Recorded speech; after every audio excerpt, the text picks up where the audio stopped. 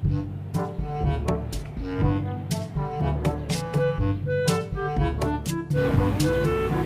just can't wrap my head around this concept of computing mean and variance of the sampling distribution of the sample means. It's so confusing. Don't worry, Dessa. I can help you with that. It's actually not as complicated as it sounds. Really? Because right now, it feels like I'm joining in a sea of numbers and formulas. Let's break it down step by step. So sampling distribution of the possible sample means is basically a distribution of all possible samples that we could obtain from the population. Okay, I think I understand that part. But how do we compute the mean of the sampling distribution? Let me show you how. Hi guys, where are you heading to? We're just strolling around. We're about to study how to compute the variance and the mean of the sampling distribution of the samples. Do you want to come study with us? Yeah, this is exciting because this exam is near. Here! Because we have an upcoming exam. Come on. The sampling distribution of the sample mean is the probability distribution of all possible samples mean of given size. Understanding this concept is crucial in inferential statistics as it forms the foundation for making inference about population. The standard deviation of the discrete random variable x with the following probability distribution. So ang given sa x is 1 to 6 and the p of x is 0.15, 0.25, 0.30, 0.15, 0.10, 0.05. So ang first step natin is x times p of x. So meaning pagka-times natin to 1 times 0.15 is equal to 0.15 hanggang sa makuha natin hanggang dulo. So kapag nakuha na natin lahat ng sagot sa x times p of x, pagpapresin natin to para makuha natin yung mean. And mean is equal to 2.95. So next step, x minus mean, meaning 1 minus 2.95 is equal to negative 1.95. And ganun lang ang gagawin natin hanggang makuha na natin itong pinakadulo. So next step, i-square lang natin ito. Negative 1.95 squared is equal to 3.8025 hanggang sa makuha ulit natin yung pinakadulo. So the next step is x minus mean squared times p of x. So ito,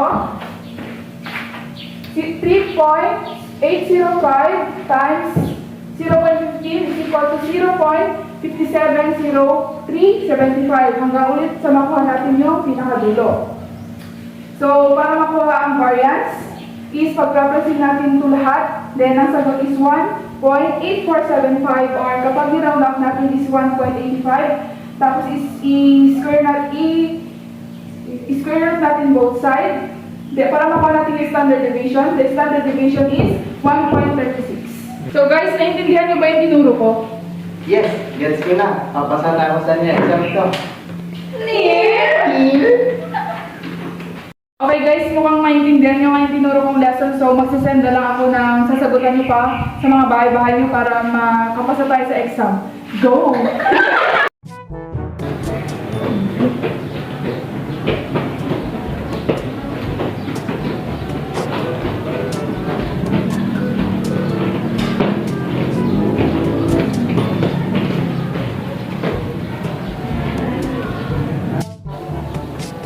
Okay, good morning class. Good morning, sir! Ready na ba kayo mag-exam today? Yes, no, sir. Ang no. Sige, magbibigay ako ng example. So, the number of our x is 1, 2, 3, 4, 5. Yung x, tatimes natin sa p of x. Okay, class. 3 times 1? 3. Oh, good.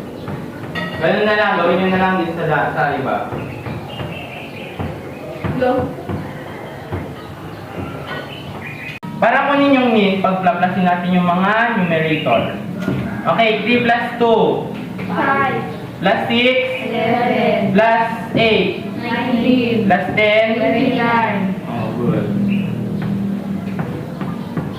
Yan ang mean natin. Our next step is x minus mean. Okay, 1 minus 2.9. Sir, negative 1.92. And so on and so forth. Sunod, i-squared natin yung nakuha natin kanina. Oh, negative 1.9 squared. Magaling, 3.61. Susunod, x minus mean times p of x. Next is standard deviation. Paano kunin to? Pag-aadin lahat to. Kaya anong sagot? Sir, 2.29. Tama. O, last step na. Itong 2.29 is square root natin. Dali, square root yun na. Sagot. 1.51. 1.51. Yun lang. Gets nyo na? Yes, sir. Okay, class. Gets nyo na? Yes, sir. O, sana ma-perfect nyo. Okay, then target 1 and pass.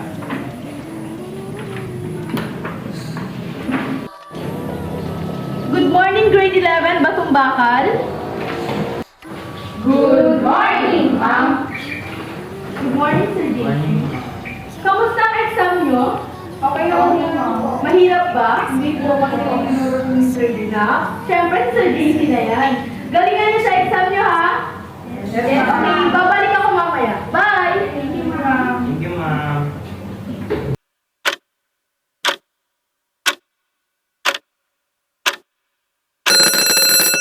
Five minutes left. Sir, wait.